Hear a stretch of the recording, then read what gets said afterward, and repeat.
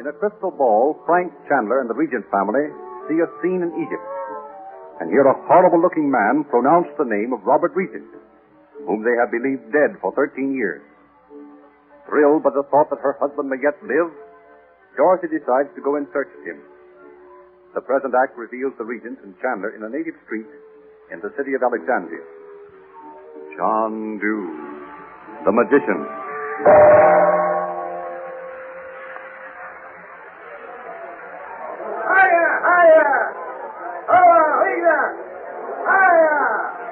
Oh, Mother, I must have that cute pair of red Arabian slippers. Aren't they darling? Which ones, Benny? Every one of these little shops seems to have them by the thousands. Look, Bobby, how the merchants sit cross-legged on the doorstep. Not much like our shops, are they? Gee, I should say not. Imagine some of our big stores with all the clerks sitting on the floor while the customers argue about the price of the goods. None of the shops have any fronts, do they, Uncle Frank? Look, that must be a cafe. Yes, men sit there on the floor in the smoke from that charcoal stove from morning till night, drinking their thick coffee and playing chess. You're a long way from California, Betty. I know. And I can't see how we got here so quick. It seems like yesterday we were sitting in the living room at home talking about seeing the Egyptian princess in the gazing ball and that horrible man she called Roxy. And he said something about Father. Yes, and then somebody threw a knife through the window at Uncle Frank, and it just missed him. Oh, don't speak of it, Bobby. Can't bear to think of it. Well, I can't figure out why we didn't find him or the police didn't or something. Uncle Frank, how did we get here so soon? Why worry about that, Bob? Who knows what yesterday means? Here we are. And here's a little shop where they serve coffee when you finish buying things. Shall we go in here? Mm-hmm. Yes, let's do. There's a lovely brass bowl I'd like. I want to speak to you alone, Frank. I'll get rid of the children for a minute. Bobby, you go over to that shop with Betty while she buys a pair of slippers. We'll wait here for you. All right. They're gone. What is it, Doc? I want to tell you there's a man been following us ever since we turned into this narrow street. Don't look around, then, or he'll suspect you've told me. Where is he now? Leaning against the doorway of that stall where they're selling cakes. He's dressed in a long white robe and turban. Are you sure he's been following us, Dorothy? Oh, yes, I am. And it frightens me coming right on top of all those mysterious happenings at home. He's not the man the Egyptian princess called Rockstar, anyway. I'd know him. I saw his horrible face. Well, as soon as we get back to the hotel, I'll try to locate the princess. Is that man still there?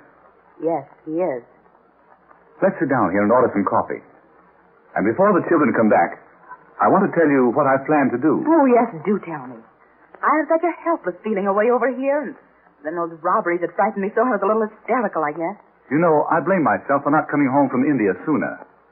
We might have found the secret room in the house and prevented the theft of Robert's papers. Don't blame yourself, Frank. Remember, if you hadn't spent so many years studying in India, you never would have known that danger threatened us. And not only you, but... What do you mean? Oh, nothing. I mean, well, someday I'll tell you. But now for my plan. If we can find Princess Naji, and I'm sure we can, I'll tell her what we saw in the crystal gazing ball, and see if she will tell me who he meant by Robert Regent, and who this rock star is. Oh, that repulsive-looking man. Look, here's the shopkeeper. Coffee for four, Benally. Why, you're not Benally. Oh, no, Effendi. Benally have gone to make his pilgrimage to Mecca. He left me to watch his shop. The Effendi wishes coffee? Just a minute. Benally left no message for me. No, Effendi. That's strange. Perhaps he thought you come later when he is here. Well, perhaps. Anyway, this is my sister, Mrs. Regent, and those two young people coming across the street are her son and daughter. You will protect them as Benally would. Regent? Regent? Yes. Why should that startle you? Oh, Effendi, I am not what you call startled. It is strange name in Egypt. I go get you some little sweetmeats? Yes, go and get them. And later I want to talk to you. As you will, Effendi. I got the slippers, Mother. And you know what? When the man told me the price, I took out my purse to pay him. And all of a sudden, another man that was standing there said something to the shopman, and I'll say he said something to him. Sounded like he was swearing in Egyptian or whatever language they speak here. And the shopkeeper said he'd made a mistake in the price, and the slippers were only 25 piastres. so I gave the man $1.25. Feeling very smart to think she knew how much 25 piastres was. Never mind that. I turned around to thank the man, and he was gone. Yes, sir. Vanished. Just like that. Look around, Dorothy.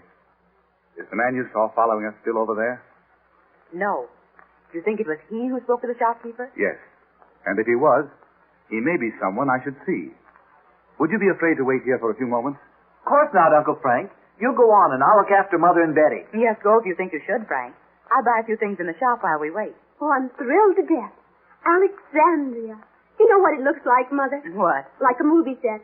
I saw one just like it the day I went through the Lasky studio.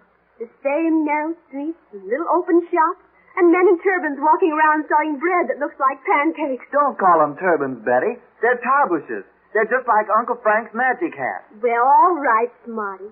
But it is thrilling, isn't it, Mother? Yes, I think so, too.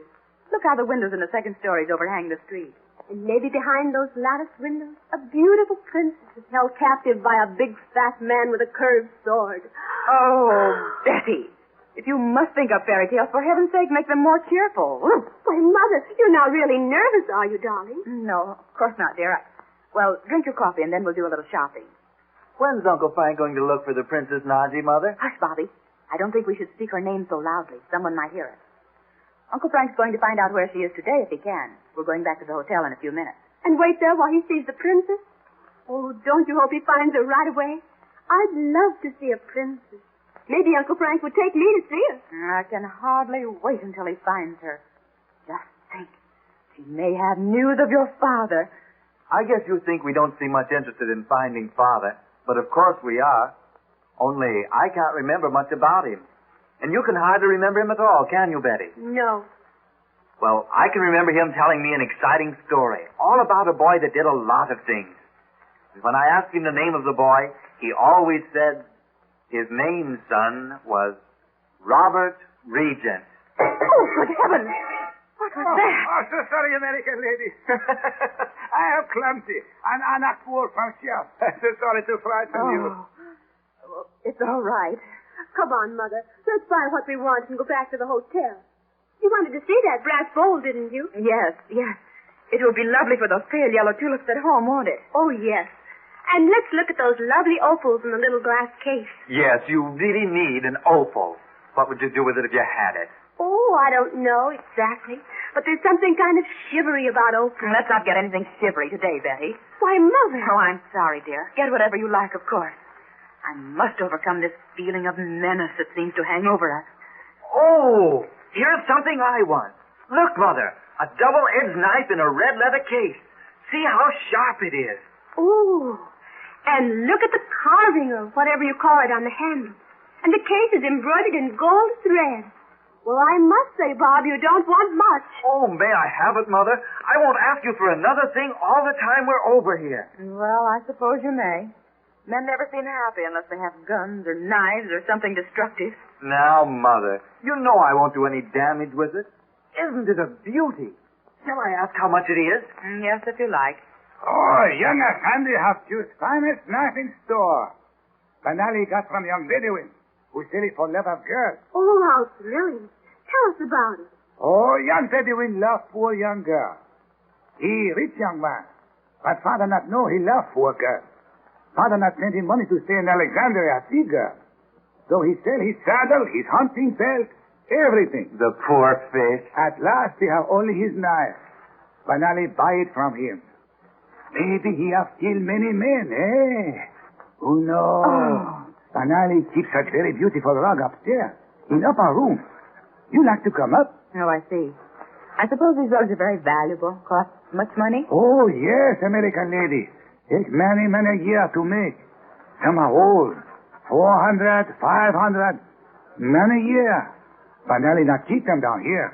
Let's go up and see them at least, Mother. Isn't it fun? Like a story. You aren't really afraid, are you, Mother? Well, we're right here on the street. No, of course not. Which way do we go? Through this curtain. Walk upstairs, please. I come up after you. Come on, Mother. Goodness, it seems dark up here after the bright light in the street. Where are Mrs. Regent and the children? They have gone upstairs to see beautiful work. They say you come too. Oh, very well. Up this way? Regents. Regents. And with them, Chandu the magician, locked in up there. By the sacred mule of the prophet, Roxor will reward me well.